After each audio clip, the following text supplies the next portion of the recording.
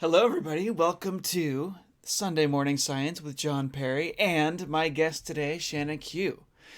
Everyone. Shannon is going to help us dig through the science of staying sane during the virus lockdown.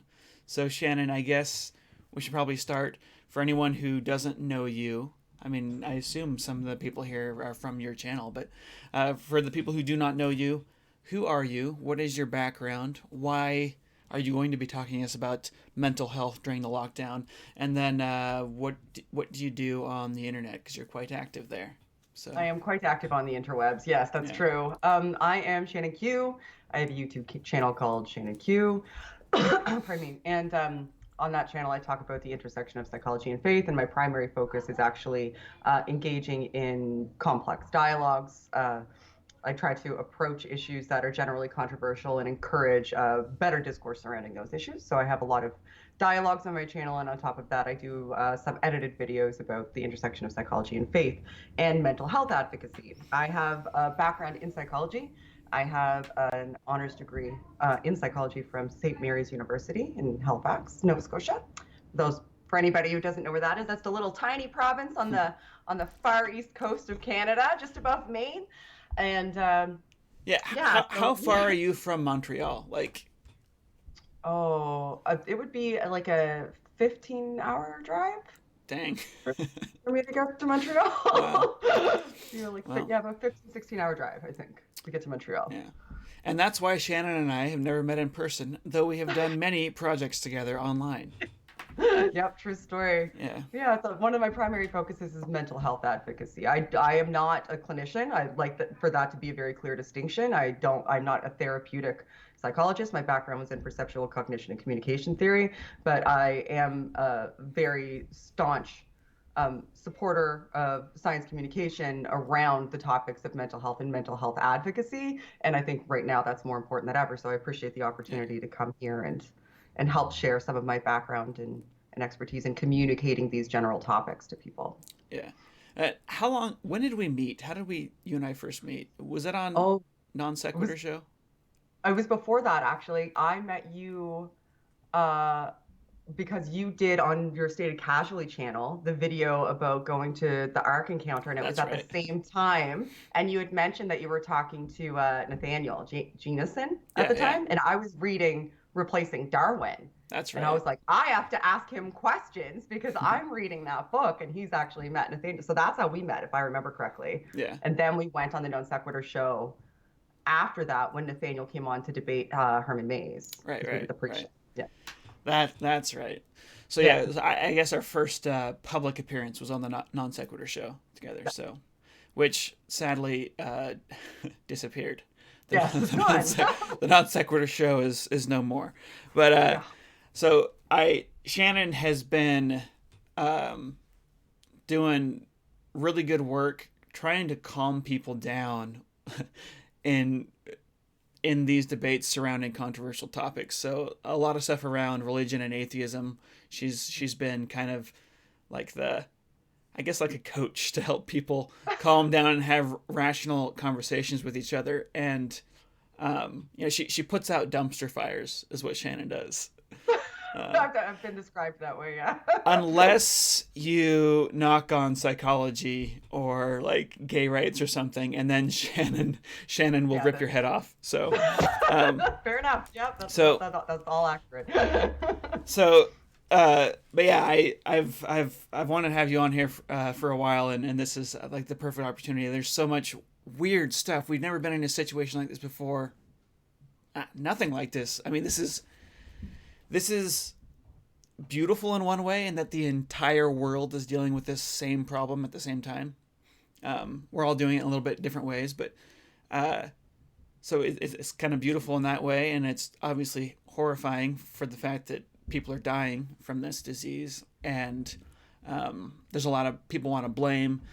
Uh, People want to blame Chinese culture. People want to blame conspiracy theory. There's all sorts of things going around.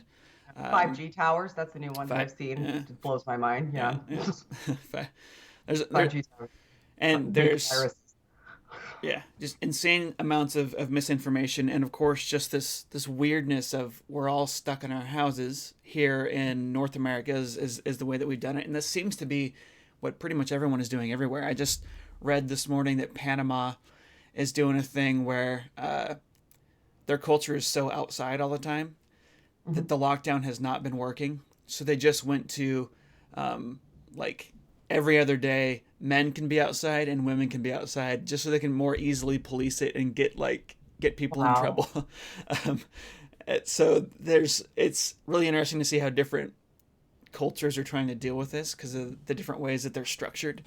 And China was able to, because that they just have so much top down power, they just force everyone to stay inside. Here, are you guys actually legally on lockdown, or is it advised lockdown?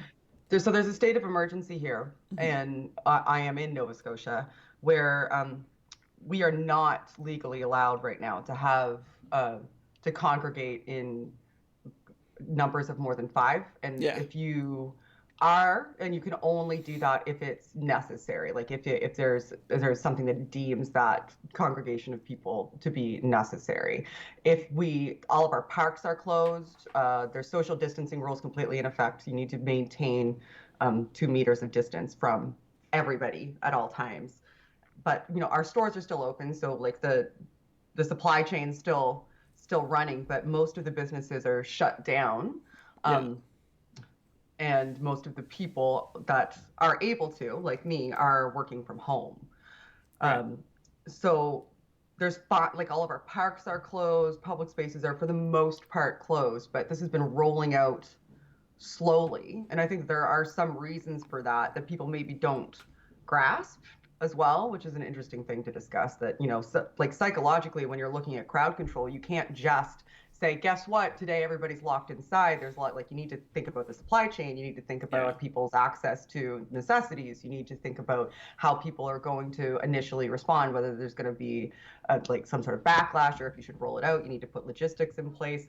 Um, but yeah, right now we're predominantly on lockdown. yeah, yeah, yeah. Yeah, It's same thing in Montreal, and yeah. So yeah, we're stuck at home.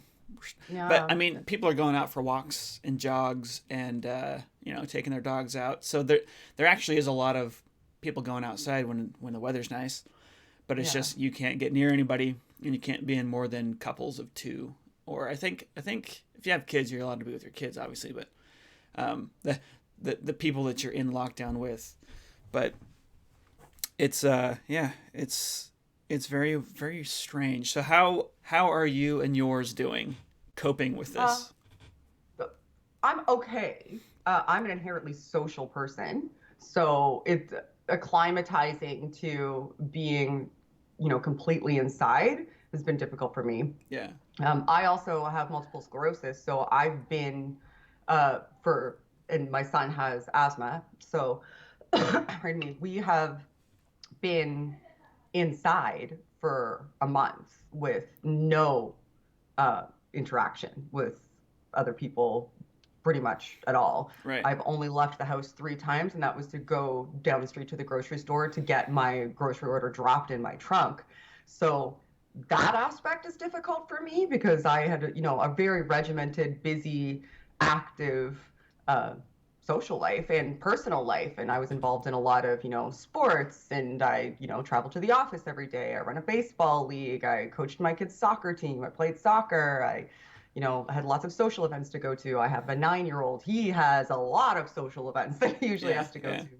I had to deal with his birthday party being canceled because of this, and the Yeah. the psychological aftermath of that with a 9-year-old while trying to grapple with everything in his life Yeah. changing. And now now my new struggle, which I'm working my way through, is while working full time from home, and the lockdown, the existential anxiety of what's going to happen, the uncertainty is now I'm also going to be his full time teacher because school is moving Yeah. uh, in home. Yeah. So All right. so there's a lot to deal with, but what the important thing is that I'm doing fine, Yeah. but and some of the things that we're going to talk about are the reasons that I'm doing fine, as opposed to, you know, Yeah, going crazy. which is a natural state to Yeah. be in actually in this situation. But there's things you can do. So, what are the main problem, like mental health problems that people are suffering from right now? Like, I mean, this is um, obviously we've seen a huge drop in crime, which is awesome, but also a Yeah. surge in domestic violence, which Mhm. makes sense. People are stuck at home and they're getting on each other's nerves. And but what are you? Yeah, what are you seeing is the biggest, the most common issues that people are having? It's difficult to say with any sort of certainty what the most common issue is, because spoke to you a little bit about this yesterday as I was researching that, it might come as a surprise, but there isn't a huge body of Yeah. research regarding how groups of people react to this situation, because it's an unprecedented situation. So there just isn't a body of data. There will Yeah. be Yep. for us to analyze. There will be, but at present there isn't. So really all I can go by is gleaning from what I see in people, and what I see on social media, what I see as I'm watching other forms of media and interacting with people. And I interact with a large group of people because I have multiple relatively large size platforms. um, and I've been kind of looking into this and reading other sort of like blogs and Psychology Today blogs about this. And there's a couple things that are of primary concern to me, and there are things that are generally consistent. So I Yeah. can start with the things that are generally consistent. The things that would be generally consistent is just situational anxiety, just acute Hmm. situational anxiety and depression as a result of uncertainty regarding, your health, your income, the situation with your children, being concerned about family members that you're segregated from that may or may not be ill. Like there's myriad of reasons to have situational anxiety right now: inability to control circumstances, inability to affect change on positive change that you previously would have been able to in the lives of others in your life, or support them in the fashion that you would like to, or feeling as though you don't have the support system that you previously had access to. All of those things can cause situational anxiety and depression, that the acute onset. Um, and if you don't have a history of depression or anxiety, you may not have even thought about looking into some of the coping strategies and resources available Yeah. to you Yeah. during this sort of mental health. Um, I would call this, it's I fear that there will be like a mental health crisis if we don't act quickly. Like, we're very, very focused on our physical health, Yeah. not actually getting the virus, but the mental health repercussions of a situation like this are going to be, they're going to ripple forth through time. Like, and Yeah. so the more we can do now to kind of focus on it, um, the better chance people will have coming out the other end okay, and maybe with a better understanding of how important taking care of your mental health is. Yeah. So I think that's the predominant thing that I think generally everybody's going to touch on to a certain degree. Like, no matter who you are, where you are, that aspect of your mental health, I think, would have to almost be being affected right Yeah. now. I don't know. What do you think? So my question around that is, so is the way that we deal with situational depression and situational anxiety, is it the same as the way you deal with chronic anxiety and chronic depression, or are there differences there in how a psychologist would treat that? Uh, it depends on there's three different fields of mental health that you could look at, and each of them is going to approach it from a different perspective. Like, there's a counseling field, the psychiatric field, and the psychological field.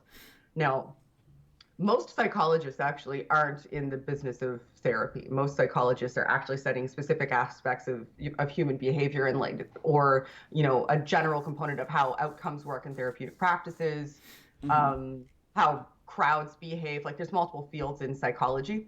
Yeah. Um, Psychiatrists are probably going to treat the more chronic cases, like people who have a genetic propensity or long-term situational trauma, for example, that's caused an actual physiological change in your neurological structure that needs focused treatment. Um, And a that's treated with counselor would, drugs a lot. With well, I wouldn't say a lot. Sometimes, yeah. Yeah. To say a lot is because drugs aren't always the answer. there's literally no magic pill that'll cure a mental health Yeah. disorder at all, a psychiatric disorder. You can't just go to the doctor and get a prescription written and then that solves your problem. Antipsychotics are something that would always be needed, for example, but if antidepressants or anti-anxiolytics aren't something that should always be needed, they should be used as a transitional Hmm. period while you're going through the therapeutic work of getting yourself better, analyzing where what your triggers are and learning how to manage them so that you can mitigate the effects of your mental health disorder. So they can be used and are an absolute requirement in many cases, but to say they're used a lot, it's entirely dependent on the situation. Okay. So depends on your perspective too, I guess. Like somebody like me, I actually personally think that they're used a lot more than they need to be. Yeah. But that doesn't negate the fact that they are an absolute requirement in a lot of circumstances. And a counselor doesn't even have the ability to prescribe you any sort of medication. They're going to work usually in a specific and focused type of therapy. So they may be trained in CBT, for example, or some Sorry, other and what? cognitive behavioral Okay. therapy, CBT. Yeah. So it's just a prevalent type of therapeutic strategy, Hmm. relatively effective one as well. So they just may take you through that therapeutic process. So there's very different ways that different aspects of the mental health field would look at different cases and treat them.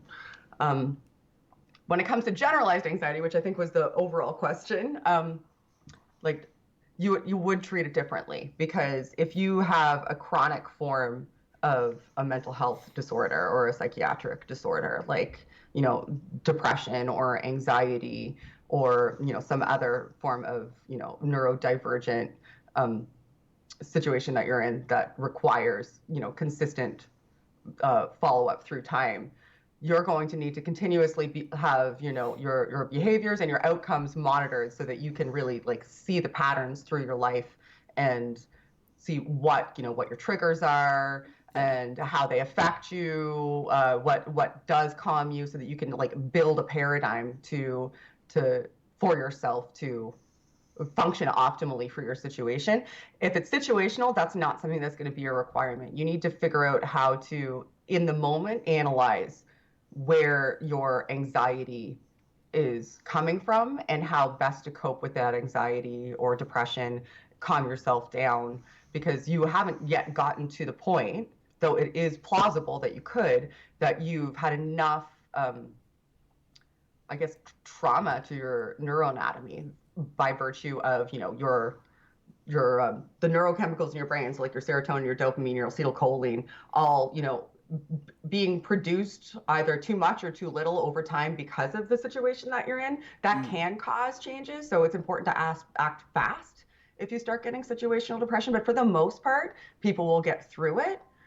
It's just a matter of what type of trauma they've had during the experience and how best to manage their way through the experience so that it isn't predicated through the rest of their lives, Hmm. and so that it doesn't become something that it has a serious detrimental effect on their decision making processes, on their relationships, that even if they get through the other side of it has ripple effects to the rest of their lives. Does that make sense? Yeah. Yeah. Okay.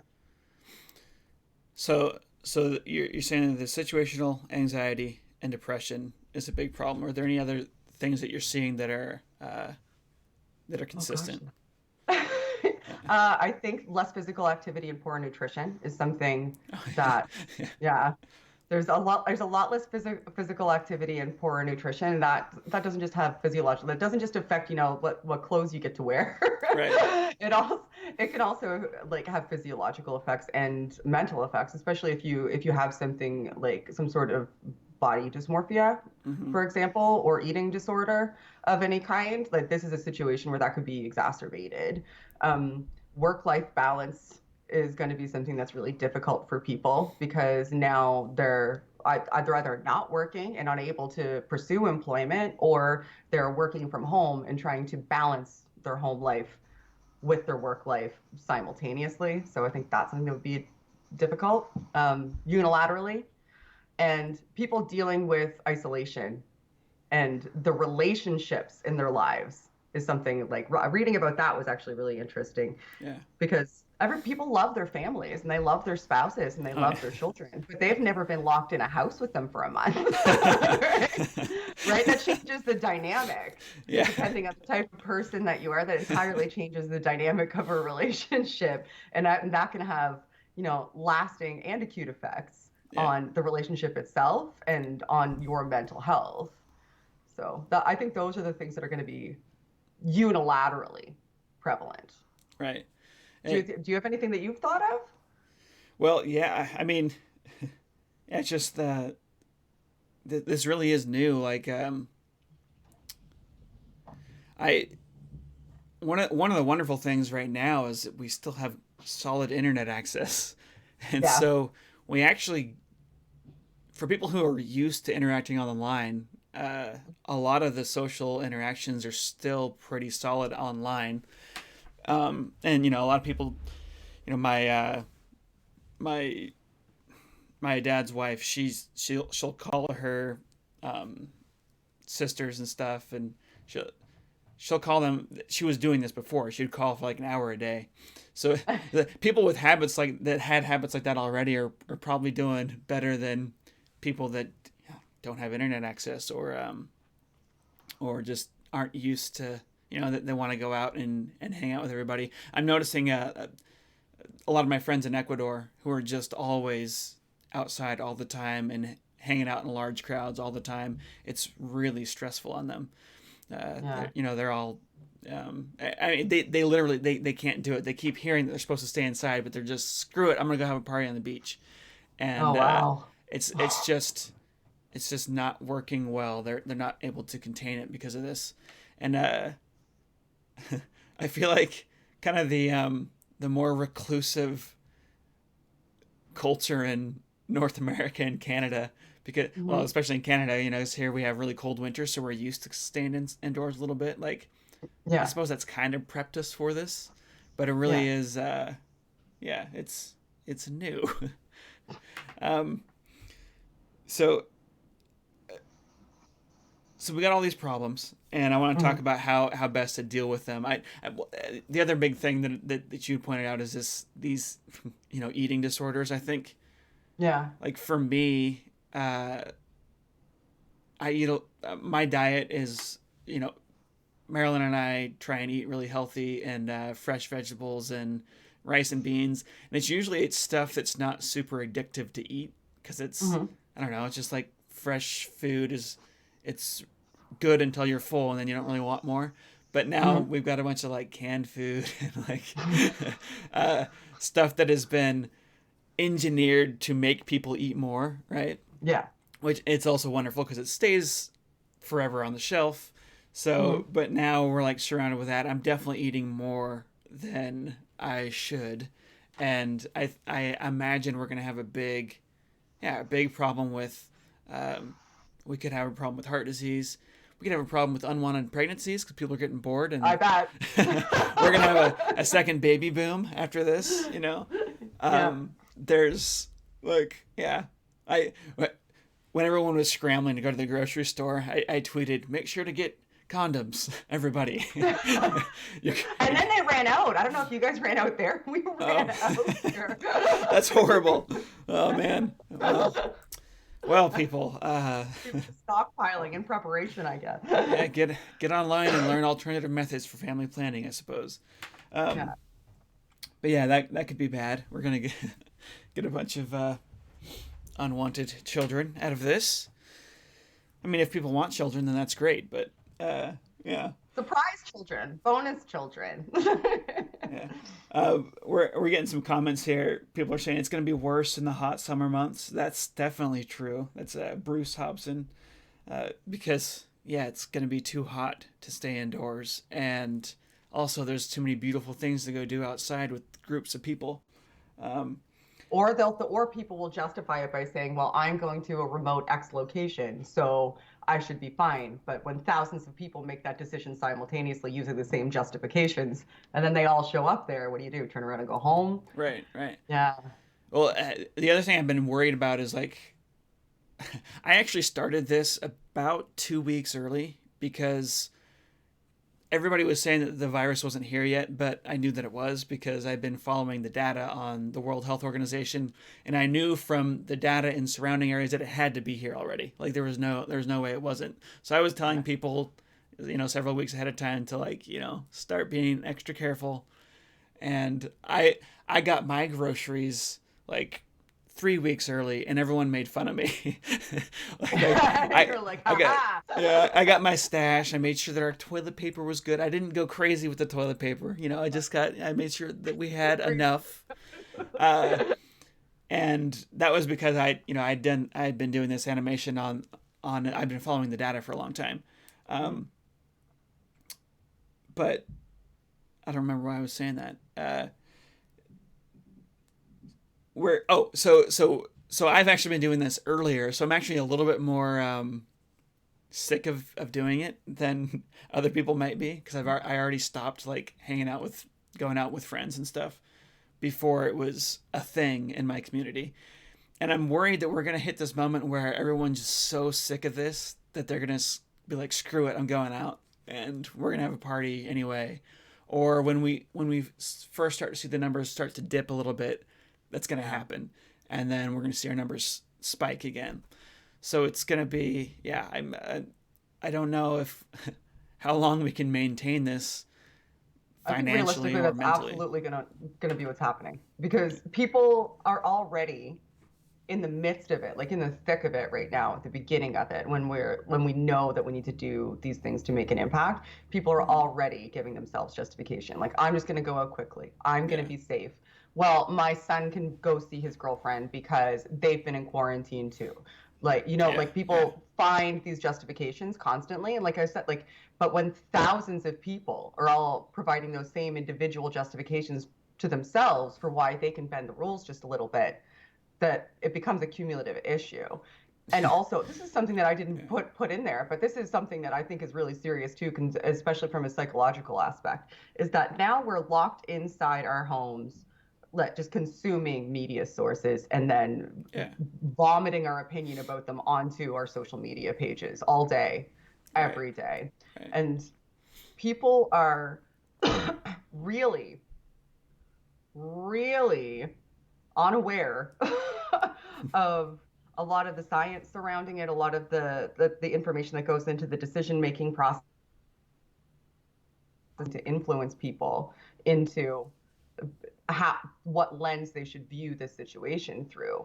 Yeah, And a lot of that, and because we're bored, because we have nowhere else to do, and because that's the only way that we have to connect with one another, um, we're engaging in it, we're participating in that, we're perpetuating it, and we need to be we need to really promote to people that information discernment now more than ever, like when it comes to source methodology, is something that's really, really important. You need to look at good sources, you need to know how to analyze what is and isn't a good source, and you need to help propagate those sources to other people in yeah. as gentle a way as possible, because there is a tsunami of misinformation that is building, that's going to wash over us and cause this to get worse.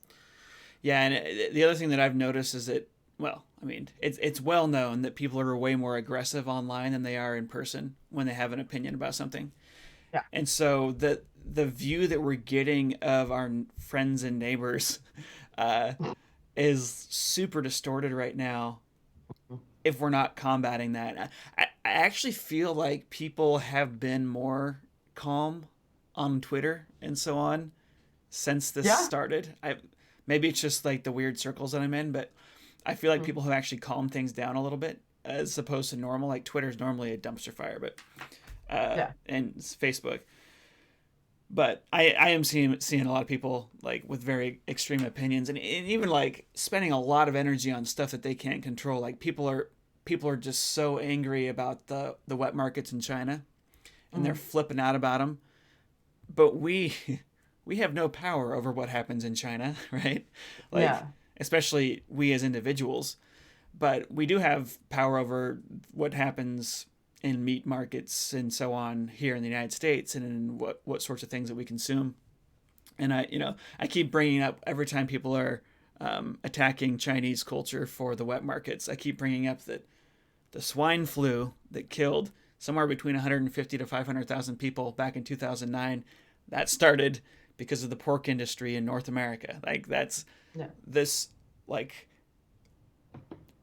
we can't we can't demonize another culture because they did something that caused a disease when we don't demonize our own culture for doing the same thing. It's just just an inconsistency. So there's a lot People of like to find blame, though. People love to find blame, right? They need to find somebody who's accountable that they can point to.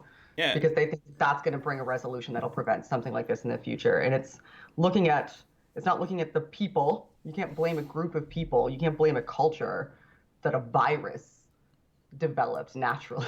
Yeah. I mean, that's ridiculous to me. Yeah, but you need to look at how it spread and how we can put preventative measures in place. Like those would all be productive things to do. Right. But creating polarized, cultural assassinations of people it seems like counterproductive to me. Yeah.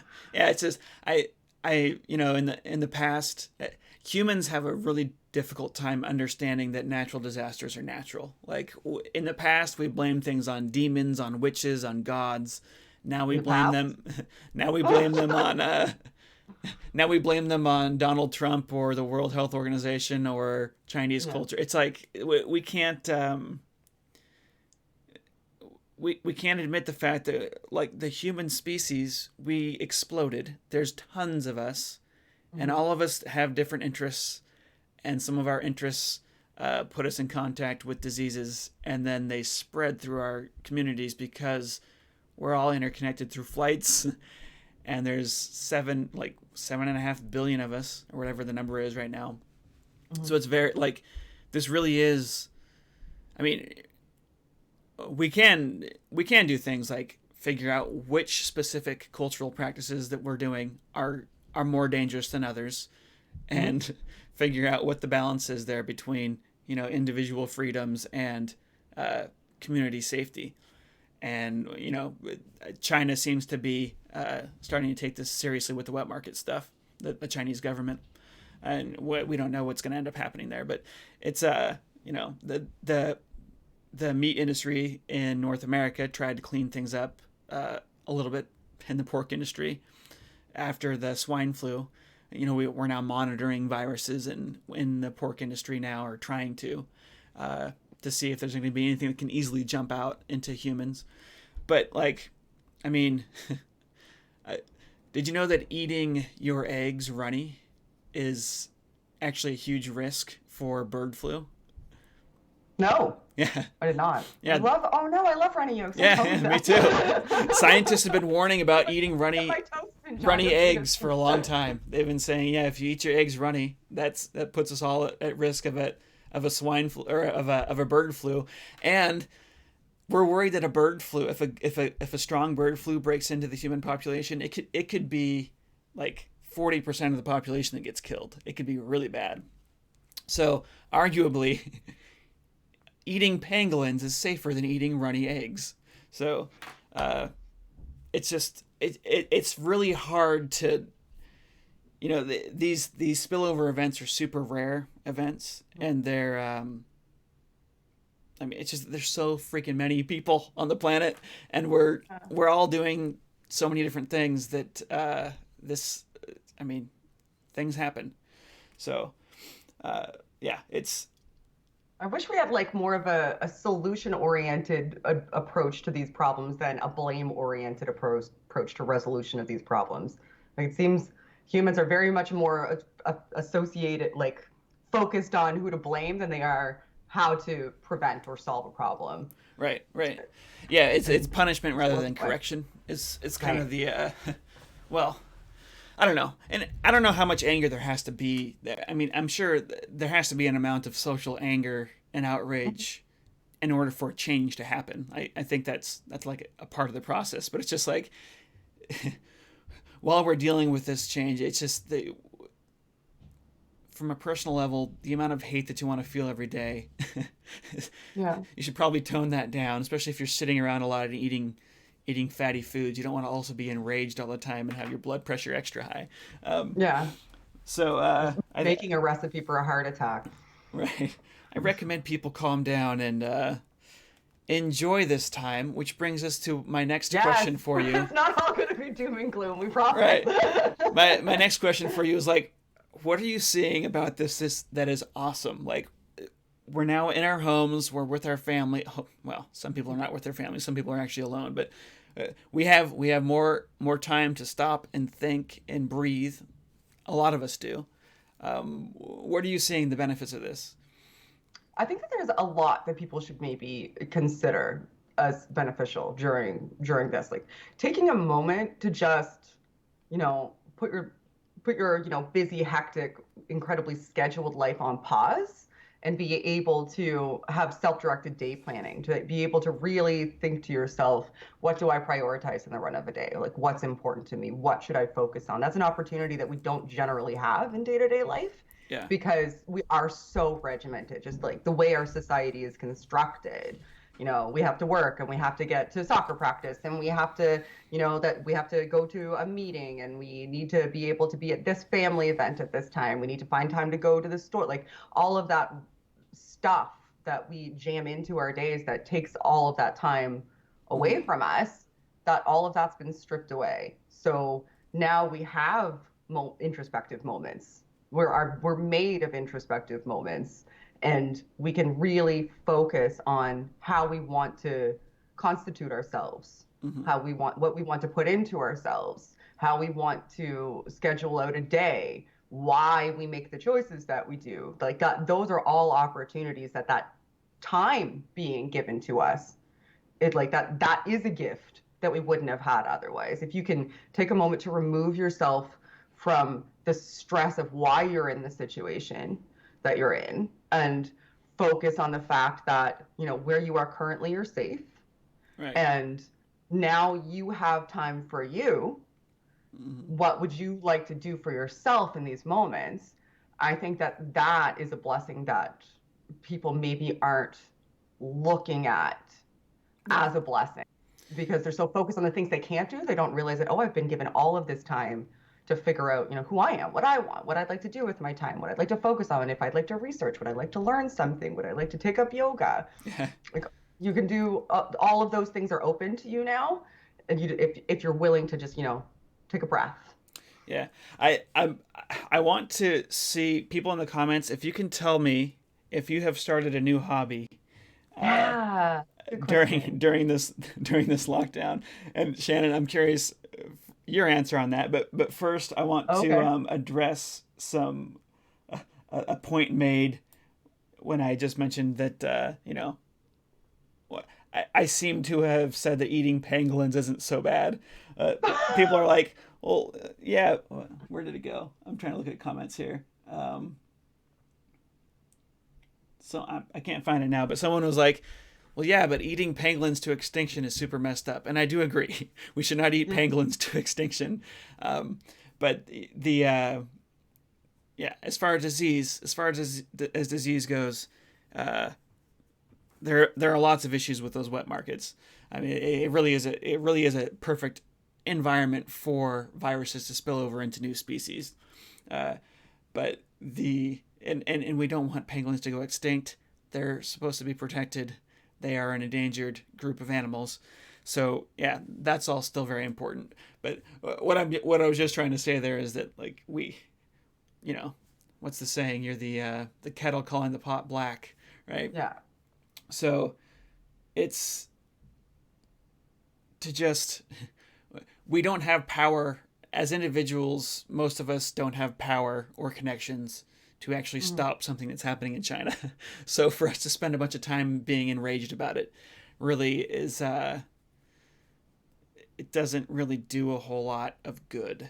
Uh, was And we have a bias towards our own cultural practices that right. just makes us sort of resistant to information that demonstrates that, we may be doing something that is consistent with the thing that we're criticizing or potentially has more Right. possibility for danger. But we don't see it as we have a everybody. And when I say we, I don't just mean, the Canadians. I Yeah. mean, Yeah. we as a human race have a bias towards, a preference towards, and seeing our cultural behaviors as, virtuous and justifiable, and others as not. That, and Right. we don't often analyze why, we just judge.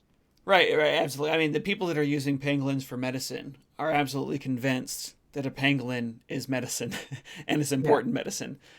So they're or that are using it for food. It's that it's an important part of their culture. Um, I, I had friends in Ecuador, 'cause I go there every year, that were eating sea turtles for a long time because it was part of their culture, and they couldn't understand. It took them a long time to understand to finally be convinced that sea turtles are endangered, because no, they're not. They're everywhere. They come to my beach every year and lay thousands of eggs. Like, they're not endangered. Come on. Yeah. They didn't understand that it was just, that and a couple other beaches in the world where this happens. Yeah. So like, it just takes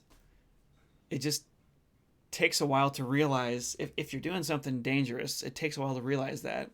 And it's offensive to have a foreigner tell you what to do. Yeah. I mean, it's just, imagine if China was trying to tell us that we can't eat bacon. Like, it's not going to go over well, or that we can't hunt anymore, hunt deer. And there actually are legitimate reasons why. There is a disease in deer that scientists are worried that will jump over to humans as well. It's a neurological disease, yeah. too. I know which disease you're talking about. That's a neurological disease. It's similar to Alzheimer's, and it's really dangerous. Right. Yeah. Sorry. Go ahead. And I knew it. We're not gonna. People aren't cool with you just telling you have to stop that because it might cause a disease in the future, and that's what's that's what's going on here. Let's see.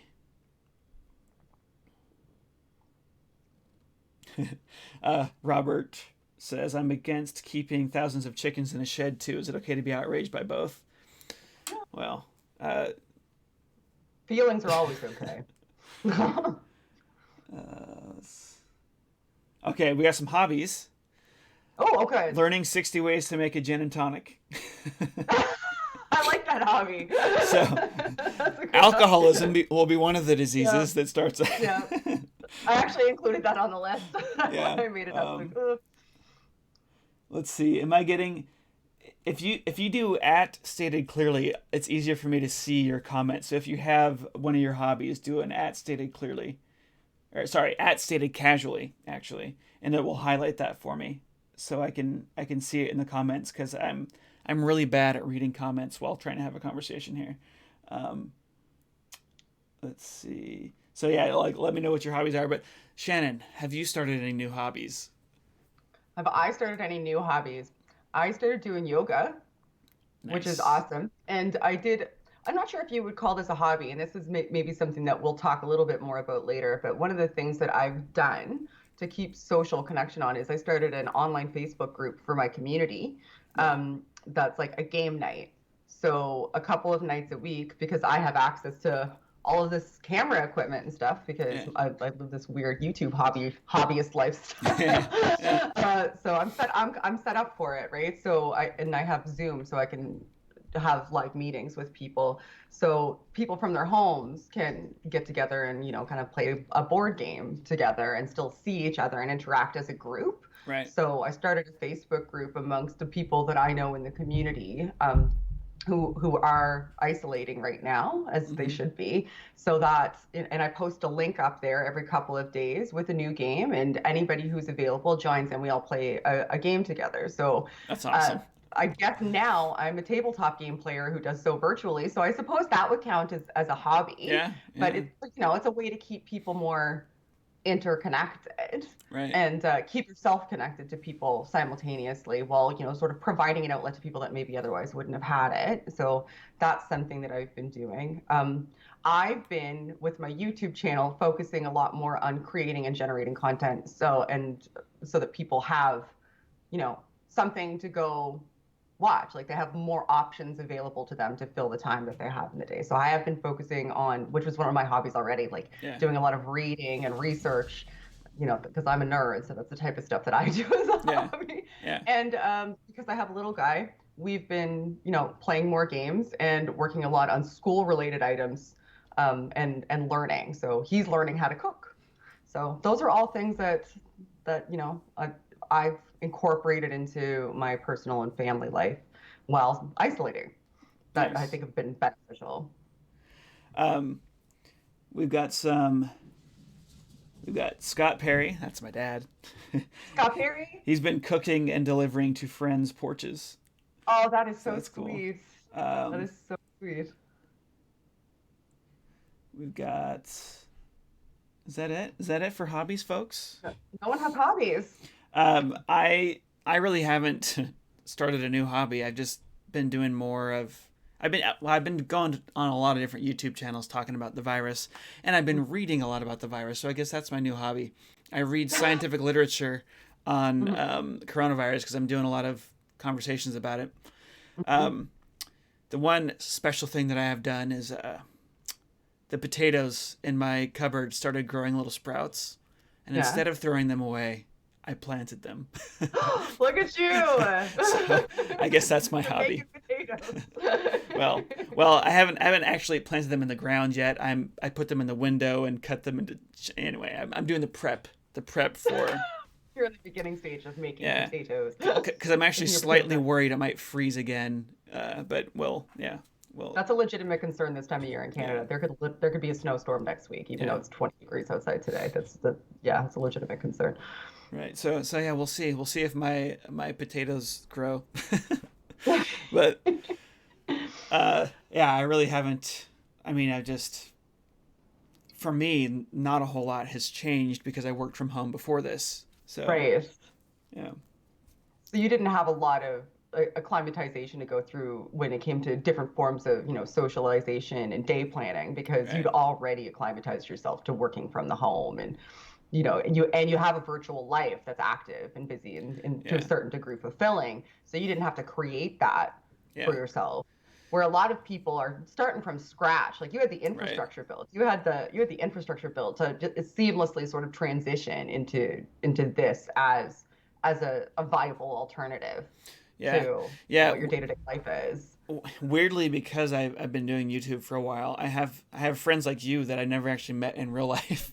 That we talk But like weekly. yeah, but it still is like a fulfilling actual relationship. Whereas I think a lot of people's relationship with strangers on the internet is weird or like unsincere. Yeah.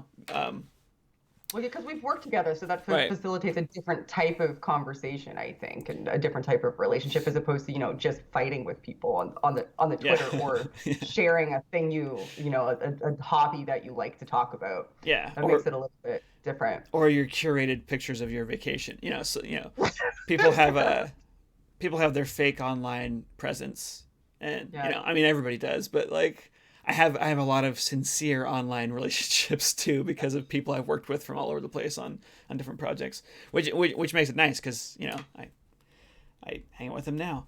But Yeah. let's see. I I would like to know. So Okay. we've talked about some of the horrors of this and some of the benefits of this. Right. What can people do to stay sane? What should we be doing to really make the best of this time? Because the weird thing is we don't know how long it's going to be. Like it's No. which causes extra anxiety. It's like it's vacation, sort of, but you don't know how Mhm. long. So and you might get sick. So there's lots of anxiety. But Yeah. what do we do with And that? it's all situational too, because not I, for example, I'm very, very lucky. I can work from home, Yeah, so my income isn't threatened. But on the opposite end of the spectrum, I'm immunocompromised, so yeah, I'm zero contact, which means that I can't just nip out to the store. Like I can't provide those justifications to myself that other people have the freedom to do because they aren't as legitimately concerned about their life of right. being in the balance when they make those decisions.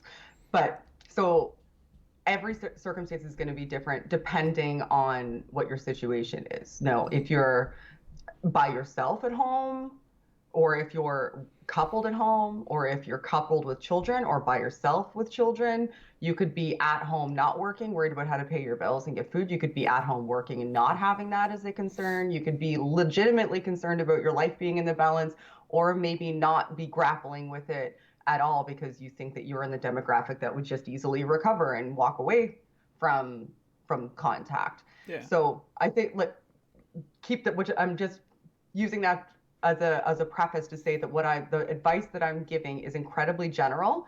And Mm-hmm. if you are in a crisis situation, you need to reach out to a mental health professional.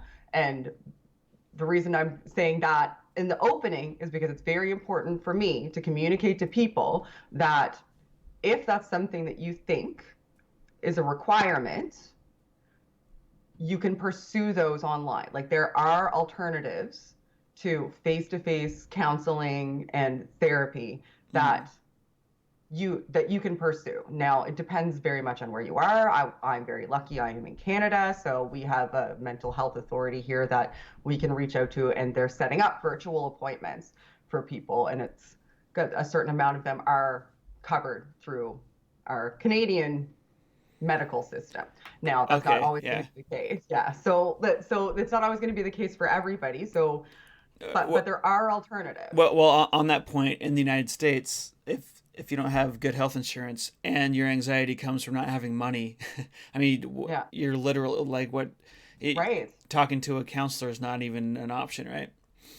Um, It's not Talking to a counselor is potentially still an option. There are virtual environments where you can actually have chats. You can set up chats with counselors that are volunteers. There's lots of volunteer lines okay. that exist for mental health crises. Oh, like, they're over the phone. I couldn't give you a comprehensive list for the entirety of North America, Yeah. unfortunately. I'm not even sure if one of those exists, but it's something that you should research, um, if you have the ability. What would someone Um, Google to try and find a free counseling session? you could just Google mental health support line. Okay. And that'll usually bring it, like, if you have your Google location turned on, it'll bring up ones that are available to you. Oh, Or you nice. can go to your, like, if your local hospital has mental health division, I guess, for lack of a better word to Mm-hmm. call it, like, it has a component of it that deals with mental health. A lot of those websites will actually say, if you have an emergency, call this number, and there will actually be state-run emergency lines that you can call if there's a mental health emergency. Like, there's suicide hotlines, there's Yeah. hotlines for anxiety, for different types of crises. So those are options that are available, and they can help work with you, Mm-hmm. if the systems are set up correctly, to find you viable alternatives going forward, or maybe see if there's some sort of support you can get during this time. Now, they're likely going to be overwhelmed right Yeah. now, Yeah. realistically. Yeah. So which brings us to the second point, is that you're going to have to learn some coping strategies. You're going to have to take some introspective time to breathe and focus on coping strategies that work for you. Mm-hmm. Now, that may take some research, that may take some doing. You may have to, like, really sit with yourself and ask yourself some hard questions, but it's very much plausible to just take a breath, control your breathing, think about your breathing, and focus on your breathing. That has the effect of actually giving you something internal to focus on that you're affecting, which causes you to be a little bit more clear and less panicked. And it Mm-hmm. also helps to control your heart rate as well, which can affect anxiolytic behavior. So try to do that and focus, if you're able. It's something I would recommend. It's definitely not going to hurt you, but just take a moment and breathe. Focus on your breathing and figure out how you can cope yourself through a situation if you're in a panicked situation and don't have those resources available to you. Um, if Not everybody's going to have an acute onset of, like, a serious mental health event. Yeah. Like, that's going to be a small portion of any population, but I like to start with them because they're the ones who are going to need the support the most. For the rest of us, that are annoyed and anxious and trying to figure out how to like orchestrate our lives and are Yeah. in a state of uncertainty and are worried about our parents and are worried about what we're going to do with our with our kids and how we're going to teach them and how we're going to work from home and where money's going to come from and how we're going to get groceries. All of us are in this together.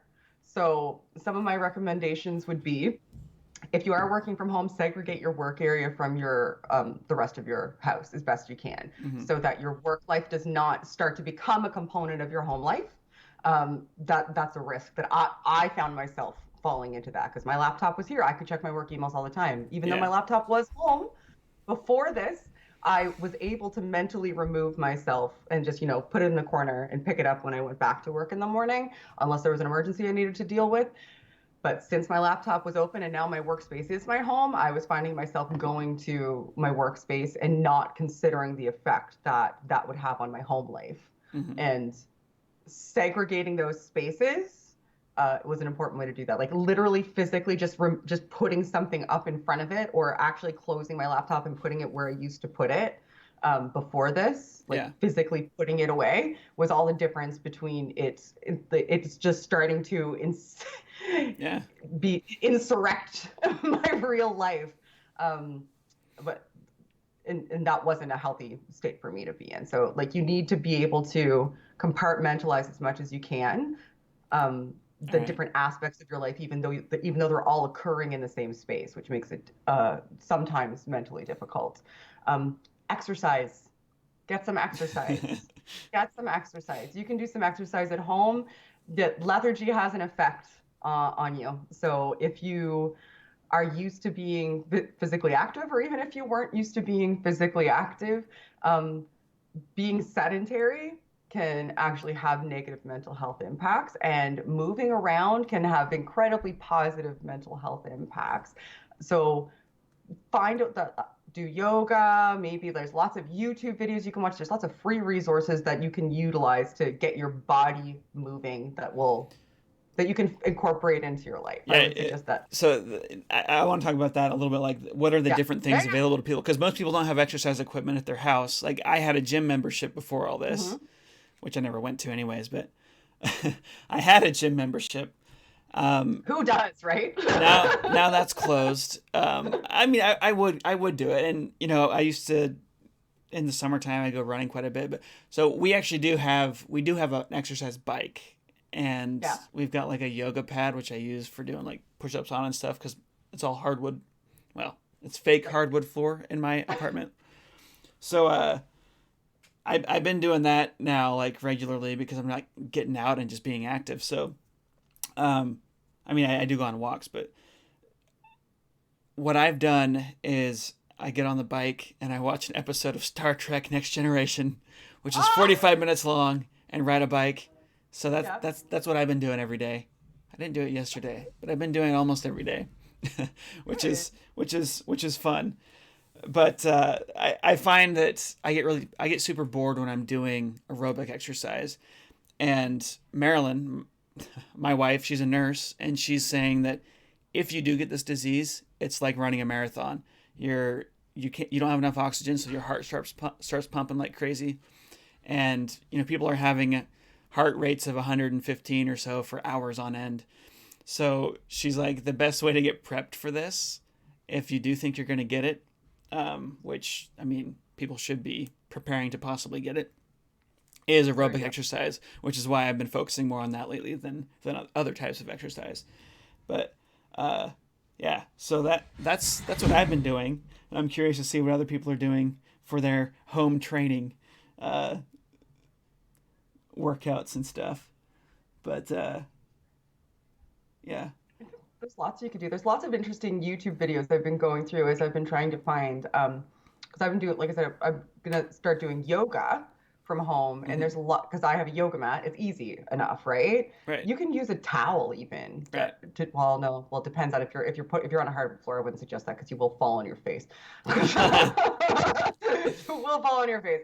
But there's lots of little life hacks. Like people who are personal trainers are actually starting to develop in-home workouts where you can use things that are just around the house as Yeah. components of the workout. So those resources exist. You just have to look for them and figure out the type of exercise that best suits you. Some people are going to want to, maybe go on a treadmill and listen to some music. Some people Yeah. might want to just take some time and do like yoga. Some people might want to do aerobic activities, but there's alternatives. I really like exercise is really, really important because I'm finding it hard. I was a soccer player. Well, I Yeah. still am a soccer player and a baseball player. My season's going to be delayed starting Yeah. for both of those things. And I used to run 5Ks, like charity 5Ks. All of those are canceled. So all of that physical activity that I did heavily is now just gone from my life. So I need to find something that's a replacement for it. Um, let's see. The the Oh. if you know an ex-convict, hit them up and ask them what they did in their cell for exercise. They probably got all kinds of ideas. I actually, a friend of mine has an app that he uses that was designed by an ex-convict, and it's all like workouts to get you super ripped if you have no weights whatsoever. Oh wow, there you Yeah. go. It's stuff you can do in solitary confinement. There you go. There's already a resource. Yeah, yeah. There's So a solitary confinement exercise yeah, app. That's there's what this we whole have. group of people out there that know how to deal with lockdown. Hit them up. Mhm. Hit up your friends who have This is been what in we prison. trained for. Yeah. I think creating a routine is super important too. Like waking up every morning, especially like if you're not Hmm. working, if you are like if your entire day is free or you do self-directed work where you don't have to, sit from X hour to X hour at a desk and you're doing self-directed job or you're self-employed. Yeah. Um, or you took the time off or you were able to take leave or for whatever your circumstances are, like waking up every morning and knowing what your at least a couple of things that you want to accomplish with your day, like whether it's cleaning or reorganizing a house. Sometimes reorganizing a space, like a change, is as good as a rest. Like just reorganizing like a room or a closet or any other space to like just to physically change your environment Hmm. so that you're not looking at the same four walls. Yeah. um can have a positive effect. It'll also get you a little bit of exercise too. It's a way to incorporate both of those components. And those projects that people have been putting off, a lot of my friends right now are just renovating their house. Like everybody's painting their kitchens and redoing their bedrooms, and I'm like, good, right? Like it gives you you have a project to focus on. That's good. And you That's get to good. sniff paint fumes, you know? And you get to sniff paint fumes, right? Who's like, who wouldn't want to sign up for that? But yeah, if it's regimenting your day, like not entirely, like don't say, but from 10 to 11, I'm going to do this. And from 11 to 12, I'm going to do this. But at least set yourself small goals to accomplish during the day or find something that you want to incorporate into a daily routine, be that exercise or reading or, time for correspondence would be important right now. Find like a time of your day where you're going to check on people. Yeah. That's Yeah. like check on people that you care about, people around you, people that you know in your community, people you don't know in your community. Check with other people to see if they've checked on people so that you can encourage interconnectedness within your town, your city, your community, whatever community it is that you're in. Set a precedent for other people that hey, like we got to check on each other. We got to make sure each other is okay. We want to Yeah. we want to find ways to remain connected and positive and encouraging. I think all of those would be good coping strategies. Do you think that there's anything that I might have missed on there that Well, you might no, I just want to that you do? summarize everything. So you're saying that you said the things that you said is to divide your living space into, if you're now working from home, have your Hmm. work thing, if possible, either in a Yeah. separate room or something that you can put away when you're done and you're actually done with it. So Yes. very specific hours that you're doing it and that you're not. That's super important. Yeah. I mean, I've been working from home for years, and it's very important to be able to have a thing that you shut down. Actually had two. I would use my laptop for like normal, like Hmm. if I was need to use the internet for something. Then I had my work computer, even though I didn't. Yes. Yeah, just having a separate things was good for me when I was all in one room. Because I actually, when I first started Stated Clearly, I was Hmm. living in like a group house with a bunch of other college students, Hmm. and I just had one room, so there was my bed and then there was my workstation, Hmm. and So yeah, having just being able to separate that was actually really helpful. Mm. So the first was separate work from the rest of your life. Mm-hmm. I'd say maybe also like if you have kids or something, have scheduled time where it's like, hey, this is all quiet time where we're gonna all go be quiet or get in separate rooms. And That is such a good and important thing, or even with a couple too, yeah, right? right. Like Like people need time alone. yeah, Like and you can be alone right communicate. next to each other, but Yeah. so have separate spaces, separate times for doing different things. The other thing you Mm-hmm. said was uh, make schedule your day, right? Mm-hmm. Then what was the other thing? Exercise. Yes. Uh, and was there another one that I'm missing? Check on people. Right, And there's right, one that right. I'm missing that I appreciate you bringing it up.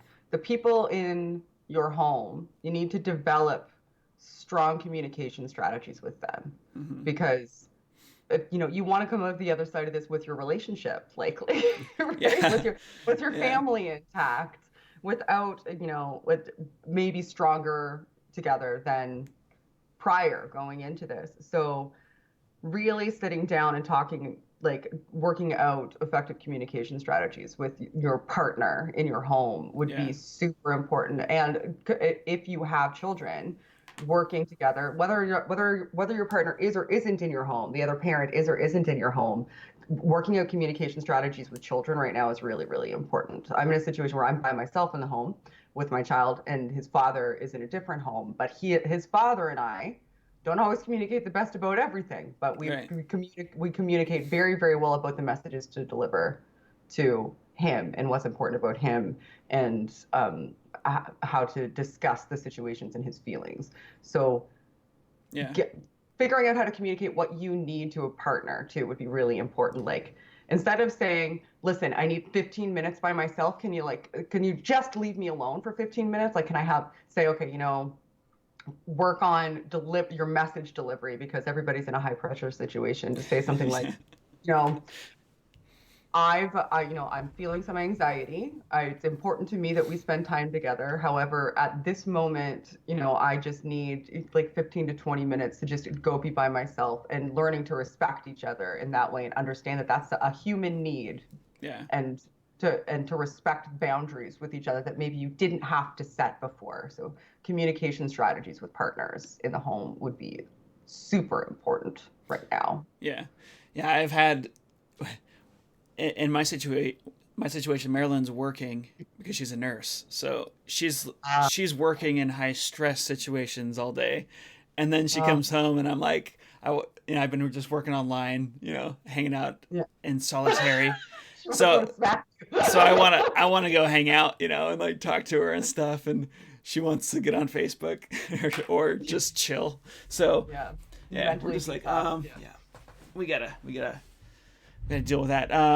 Ann Smith says, eat healthy, lots of fruits and vegetables. That is also now for some people who are so worried about getting sick that they're not able to go to the hospital on a regular basis. That's might not be the easiest thing to do, but what we did is there's lots of things you can stock up on right now. So I think a lot of people are eating peanut butter and jelly sandwiches and tuna fish and so on, but also like a lot of like beans, canned corn. Uh, there's a lot of things that are healthy and aren't going to like. I mean, if you're eating canned tuna fish every day, there's problems with that because you've got You need like some diversity in your diet mercury and there. stuff. Yeah. Yeah, there's lots of good canned veggies out there, and like we we bought a bunch of whole grain pasta, which isn't the best, but it's better for you. Things like that that'll stay on the shelf for a long time, but are still pretty good for you. Um, I wonder if anybody else has, like, in the chat, has like anything that they've, like, a strategy that's worked for them that they may be able to share that maybe we didn't hit on. That would be interesting to hear. Like people who have found resolutions to these types of mental health problems and situational confinement problems. Yeah. Or if you Shannon just looks like she wants to speak to the virus's manager. I would. I would like to speak to the virus's manager. That's what I actually don't speak to managers. That's the funny part. I'm like, that's fine. Don't worry about it. That's so funny. yeah, can't go wrong with beans and rice. That's all that is true. I lived in Brazil for several years, and all you eat there is feijoada. It's like beans and rice, but it's like the best beans and rice. You never get sick of it. I don't know how they make it. It's it's amazing. But I'm not too much of a fan of just like a can of beans on rice. That's not that good, but there are ways to dress it up. Food. Like there's still like I can still go to the grocery store and get like things are more limited. Yeah. But I I still have like strawberries and but what I've been doing is I've been buying fresh vegetables and usually I use vegetables chopped up and stuff anyway. So I've been yeah. chopping them up and freezing them in Ziploc bags in my Okay. deep freezer.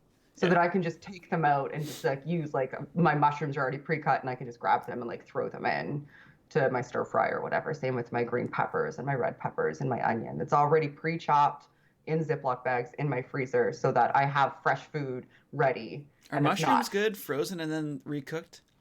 Yeah, they're totally Uh, fine. huh. I always thought they Yeah. get like. Well, I bought in frozen mushrooms before, and they always taste horrible. But I guess maybe if you buy fresh, I don't know. I don't know, maybe it's different if they're frozen, but yeah, no, I buy fresh mushrooms and chop them up and freeze them, and they're fine. I use them in lots and lots and lots of stuff. I use mushrooms all the time, like Yeah. omelets. Oh, I freeze nice. spinach too. I have a case of spinach frozen in my freezer because I use it to like, because I always wilt it anyway when I'm cooking, because I'll put Yeah. it like in omelets or I'll put it on like a naan bread pizza. So I bought a big bag of it's frozen. Sweet. Works fine.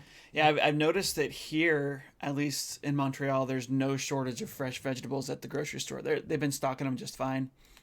They've not been able to keep wheat, sorry, flour and sugar, Everybody's rice, baking now. rice, pasta, flour, sugar, all that stuff is just gone. Like, With the fresh fruit and vegetables yeah, in abundance. yeah. So That's so I funny. think it's just like, I don't want to go to the store every 3 days, which is what I would do if I was going to eat fresh veggies every day. Yeah. But so that's a good idea, just to cut stuff up and freeze it. But we did buy quite a bit of frozen food and stuff, or frozen Fruit, vegetables. fruit it doesn't work as well with though, because I like fresh fruit. Unless I'm going to use it, like if I'm getting to the end of like where my fruit's probably not going to be good anymore, I'll chop it up and freeze it and use it in fruit smoothies Yeah. so that I can make it last a bit longer.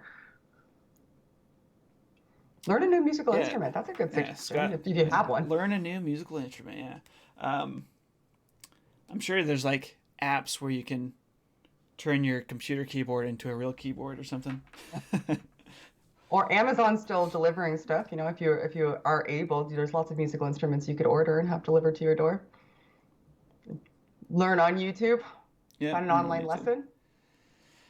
Louise says, I like the fact that the whole world is united against this at the moment. That gives me hope for us, a common enemy. That is something that's pretty neat. I mean, it's, Yeah.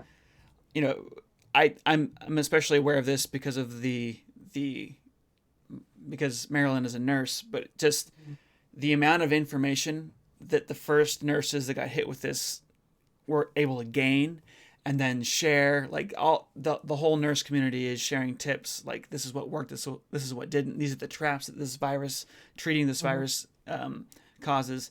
So we're getting there's just a lot of information sharing that's been really really nice to see. It's just, cross culture, cross countries. Yeah. It's pretty cool. Sad that it took this for all of us to recognize the humanity in each other, though. Yeah. Stop touching your face, please. Can't help it. I'm sorry. I'm home It was any alone. I kind- can touch my I've been face. locked inside for a month. Like I'm okay, and I'm very well sanitized. Yeah. All right. I Well, saw the other day, and it said it turns out all of my favorite hobbies are going to parks that I'm not allowed to go to, gathering in groups of more than 5, and touching my face. I was like, yeah, turns out those are all my favorite hobbies. Who knew, right? uh, cool. Well, it looks like we're not getting many questions here. Well, that means we did a wonderful job Yeah, I and guess we we answered did all of your everything questions. effectively. But so let me just end by saying thank you, Shannon. This has been great. I've wanted to have you on here for a while. I've been on your channel several times now. No, we what Yeah. what And both of us have been on calls together a couple of times too. yeah. So the Apologia channel, for those who don't know, Yep. is the um, he deals with a lot of creationist stuff. So I've been on there a couple times. And then, what did we talk about on your channel? We talked about Neil Neil deGrasse Tyson's Tyson. he And had those sexual accusations, and we're yeah, right as that came out, we're trying to we're working assess through that. in our I'm not sure how, because I how love to well talk that about public aged, stuff. but uh, Yeah, well, it's still there. It still yeah, gets watched.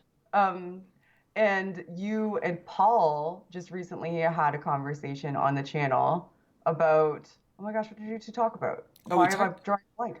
we talked about consciousness. Is that what? No. We talked about agency. Yeah, Agency. Yes, you guys yeah, were talking about agency. And I yeah, was mostly just sitting there drinking tea, watching you guys yeah. talk, which was great. That was a good conversation. So yeah, you've been on a couple of times, and it's always great. I always enjoy having you on. Right. And she has stuff where she'll take some religious person who has an extreme, uh, Mhm. very extreme view of things, and she'll just talk through it to really try and dig down as to what it is. 'Cause a lot of YouTubers, or just people online in general, will be overly outrageous Mhm. when they're on their own channel doing stuff, and Shannon can pull them out and help them talk through it in a way that's actually makes them look more rational, which is cool. But It's my magic power.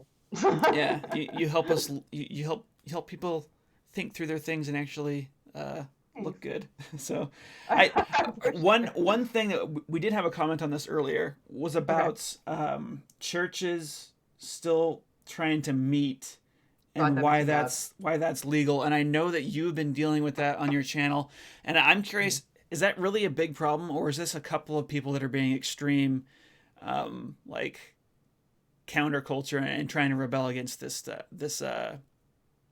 Like social how distancing? prevalent is Yeah, it? Is that what you're saying? because Like, most church leaders seem to have accepted right away that we need to be serious about this, right? yes, a lot of them did. A Yeah, lot of them did. Like in my community, 100% people recognized that, okay, like we can't do this. Like they realized they knew that they could count to five and that five was too many and that more than five people came to their church.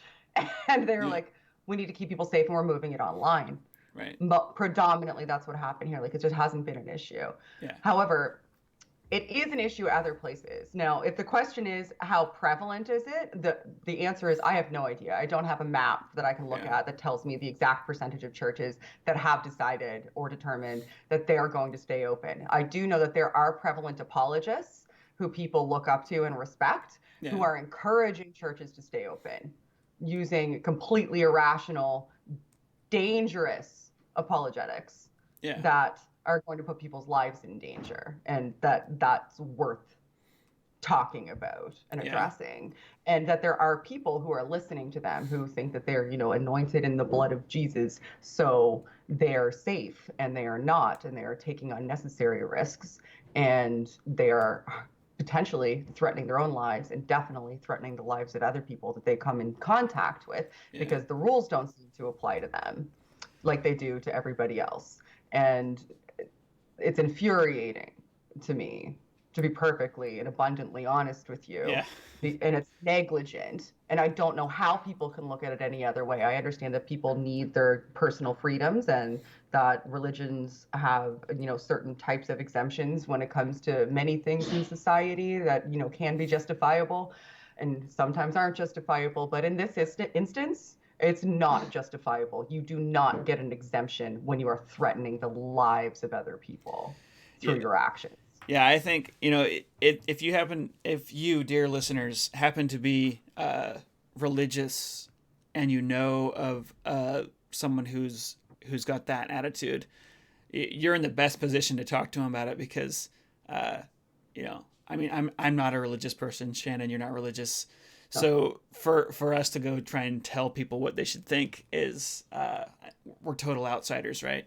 But I feel like there have been a lot of really responsible people who figured this out early and are like, Yeah. no, we really need to to socially distance, and they've been talking to other pastors, and it in general, what I've seen is has been a good response. Yeah. Um, I agree with that. Yeah. It's but like even if it's 1%, yeah, that's a huge demographic. right. It's a huge demographic, and there's ripple effects. Like this goes out exponentially because every point of Mm, contact is a point of potential transmission. Everything you touch that somebody else has touched is a potential point of transmission. Every yeah, person that you've come into physical contact with, and then every person they've come into physical contact with is a potential point of transmission. If you're congregating in spaces where everybody's touching everything, breathing each other's air, nobody's wearing masks, and people are giving each other hugs and shaking each other's hands. Like, I don't know, I went to church for a long time. I know that at one point during the service you stand up and you turn to the person to your left and you shake their hand, and you turn to the person to the right and you shake their hand and say hello to them.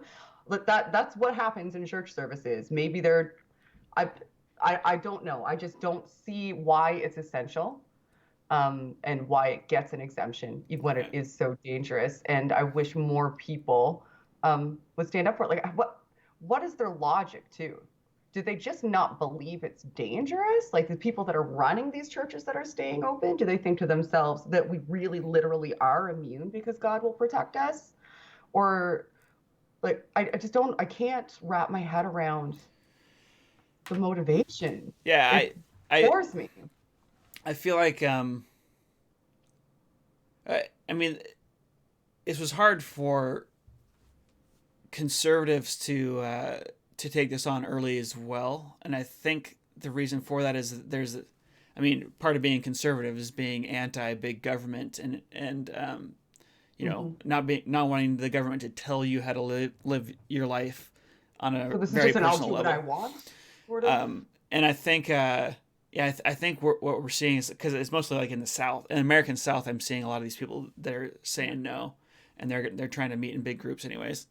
Um, Why? in a weird, I think people who follow me know that I'm not very Republican leaning, but in a weird way, Yeah. I'm actually glad we have Republicans in power right now, because when they finally took it seriously, like Hmm. everybody knew, like, oh, this is like for Oh, real, like oh, because just yeah. think if we'd had Democrats that won the election, uh, they might have acted sooner to start the shutdown, but there would have been a lot more rebellion from conservative thinkers, I think. Mm. It's kind of hard to predict, and I don't know which situation we're better off in. Like the Trump administration hesitated forever because they're trying to not mess with the stock market. Right. So they Tough hesitated for a long time. priorities. Yeah, they hesitated for a while on the lockdown stuff, Mm. and so that caused that that gave us an open window for the disease to spread. Maybe if a Democrat had been in there, they would have paid attention to the scientists earlier. But once you had Mike Pence on stage saying, "You guys, we need to listen to the scientists," and he's on stage with scientists, People that's were like, like oh. everyone's like, "Holy cow! Mike Pence wants us to listen to scientists. This is serious." All right, let's do this. So I think Get the toilet paper. Get inside. I think in some ways, This is a this has joke. been a This is not a blessing in joke. disguise, right? Yeah. But man, I don't know. I don't know. I just don't get it. Like you're threatening people. You would Yeah, have to not believe it, I think. You would have to literally just not believe it. Otherwise, you're actually just subjecting a portion of your congregation to potential permanent disability or death. yeah, yeah. I think those churches will stop as soon as people start getting sick And in they their will. community. Yeah, yeah. But I mean, this is what we saw is like, because it really does seem, Mhm. if it weren't for the fact that Marilyn is a nurse and she's saying that she's seeing people at the hospital that have the disease, like I wouldn't have any firsthand knowledge. I still don't have firsthand knowledge. I have secondhand knowledge of it. Yeah, So it is hard to believe until you see it, that right. something is this bad that we need to stay in our house. It's like we have to hide in our house. It's a we've never done this before. This is unprecedented, right? So it makes sense that people are struggling with this.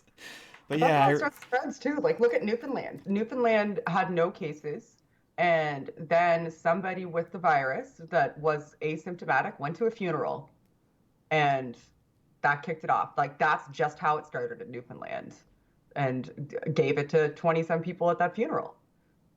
yeah, That's how it started. An asymptomatic person walked in and made a bunch of people sick, because people also, I don't think, have their head wrapped around the fact that you don't get it and then immediately fall sick. yeah, You get it and could be asymptomatic the entire time, or could be asymptomatic for a couple of weeks and then get deathly ill. Like, it manifests differently depending on what your immune response is going to be to it. yeah, And I'm not sick. How do you know? How right. do you know? Tested? Probably not. Yeah. Especially in America. You don't know. You're just, yeah. Anyway, I get frustrated. It's like, I can't go anywhere. I literally might die, and I understand that. So Right. when I see people make these justifications to themselves, well, you can't take away my liberty. That's like saying, okay, like, my life doesn't matter to you. People like me Yeah. don't matter to you. You're not willing to take safety precautions because no one's going to tell you what to do. You're not going to take away my liberties. No one's trying to take away your liberties. We're trying to protect each other. And you've Yeah. decided that you're exempt from giving a shit. Sorry, I swore. Like, I don't have a This is, I mean, this is a classic problem with trying to debate what freedom is, right? Is because you want your people to be as free as possible without stepping on their neighbor's freedom, and so there gets this. It really is tricky, especially tricky in a case like this. You know, should we ban eating of wet egg yolks? You know, but now every time I have an egg, I'm gonna be like, I got one more question here. okay. Any thoughts on the YOLO party in Mexico?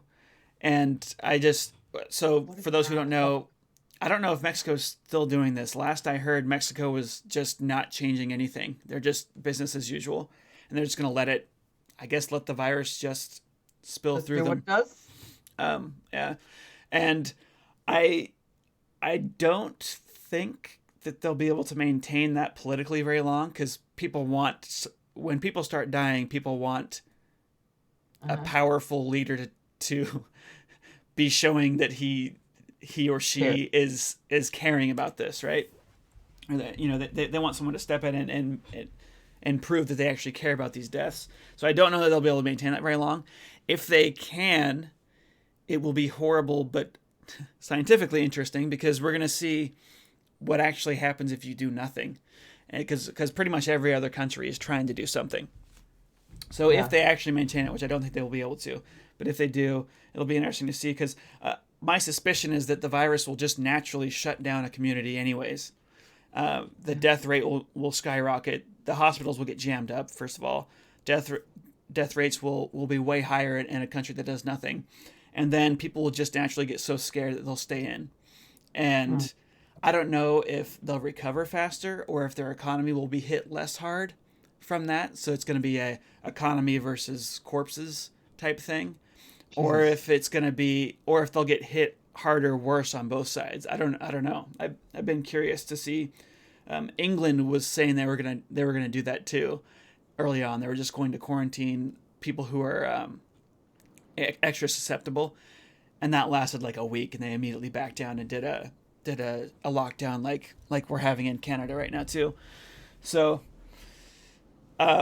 if you do live in Mexico, I recommend that you, for your own safety, follow a lockdown similar to what's happening in the rest of the world, for your own safety. It's very unfortunate that you're caught in a community that's not wanting to do that with you. But we'll see what happens there. It's a Wow. mystery. Well, on that note, thanks for coming, Shannon. It was great having you on. And next week, my twin brother is going to come on, asking me some questions. He was asking me a bunch of questions about evolution and the immune system, and I was like, we should talk about this on Sunday Morning Science. So my twin brother will be on, and we'll just be chit chatting about evolution, the evolution of microbes, and the evolution of organisms like us with these complex immune systems, and how it is that even though we evolve so slow, we stay ahead of these little enemies that can evolve super rapidly. So that'll be a fun conversation. Cool. So until then, stay curious, everyone, and yeah, I'll see you next week.